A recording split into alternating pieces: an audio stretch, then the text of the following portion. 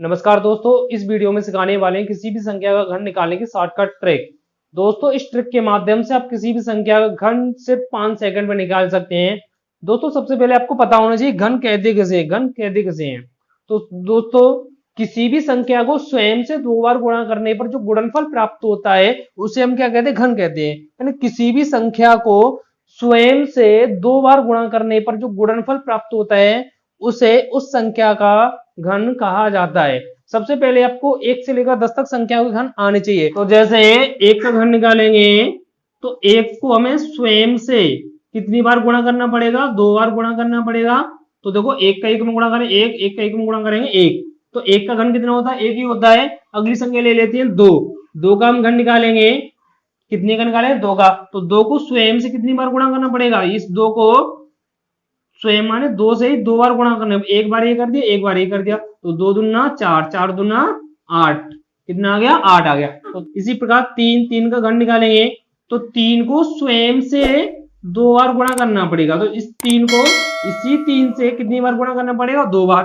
तो 3 3 का 9, 9 3 27, गुणा करने पर कितना आ गया? 27। तो 3 का घन कितना होता है? 27 होता है। अगली संख्या ले लेते हैं हम 4। 4 का घन निकालेंगे तो 4 को स्वयं से कितनी बार गुणा करना पड़ेगा? 2 बार करना पड़ेगा। तो इस 4 को इस 4 से हमने 2 बार एक गुणा कर दिया। तो 4 चक 16, 16 चक 64, गुणा करने पर कितना आएगा? 64। तो 4 का क्यू कितना होता है? 4 का घन कितना होता है? 64 होता है। इसी प्रकार 5 लेते हैं 5। तो 5 को स्वयं से 2 बार गुणा करना है। इस 5 को इस 5 से कितनी बार गुणा करना पड़ा? 2 बार। तो एक बार ये कर दिया, एक बार ये कर दिया। तो 5 25 और 25 का 5 में करेंगे तो 25 पंजे 125 होता है। इसी प्रकार आप आगे संख्याओं का साधारण तरीके से घन निकाल सकते हैं। ये तो था घन निकालने का साधारण तरीका। अब हम निकालते हैं शॉर्टकट ट्रिक से।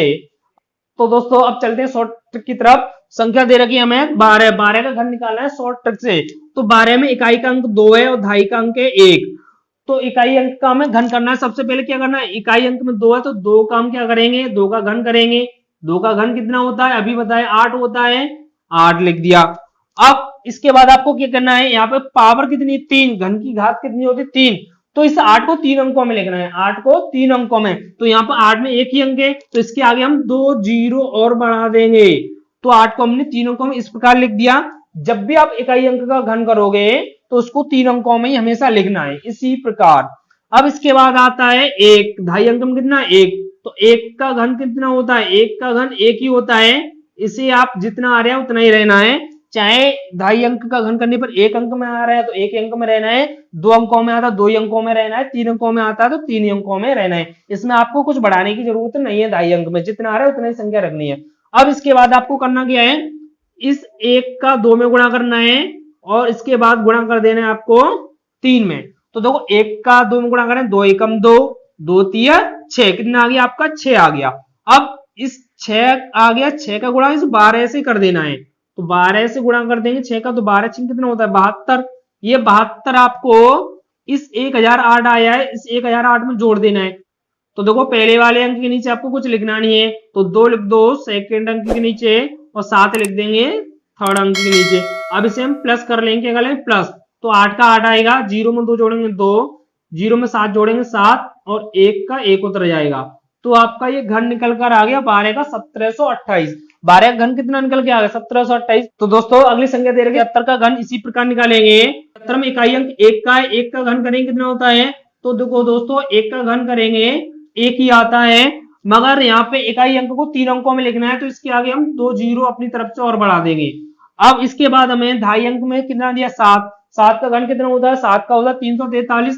तो 343 आपको ज्यों त्यों रख देना है। अब इसके बाद आपको करना क्या है?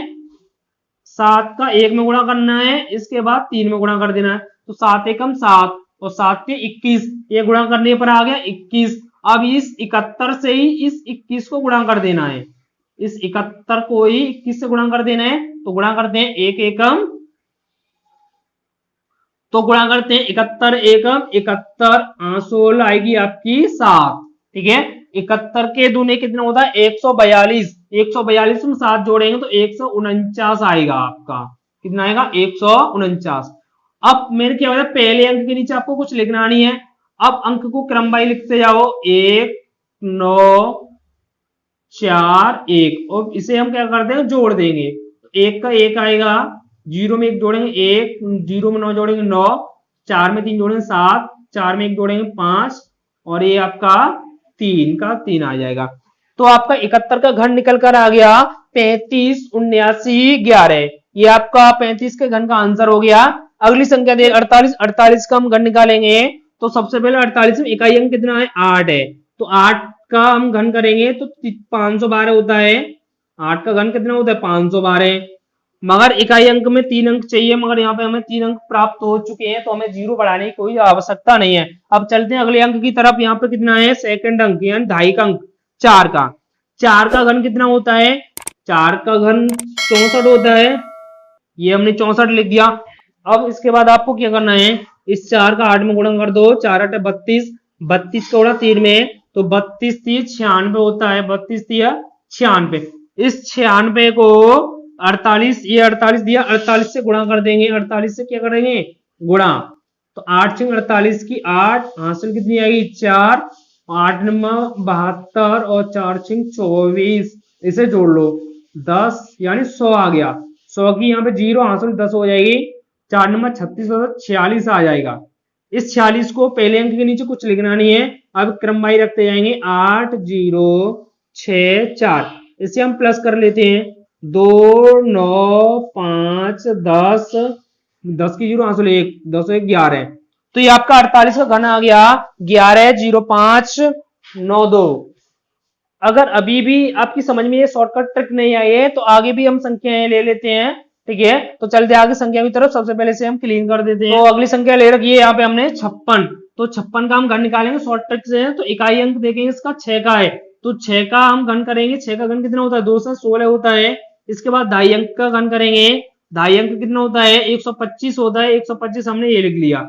इकाई अंक में पहले से 3 अंक दे रखे हैं तो यहाँ पे हमें 0 बढ़ाने की कोई आवश्यकता नहीं है, यानी जरूरत नहीं है। इसके बाद क्या करेंगे 5 का गुणा इस 6 में करेंगे, इसके बाद 3 में गुणा कर देंगे, तो 5 6 का 30 और 30 का 3 में गुणा करें 30 3 90 होता है ना, तो 90 हम ये लिख लेंगे। इस 90 में 56 का गुणा इस 90 में कर देंगे, इस 56 का गुणा करेंगे 90 में, ठीक है।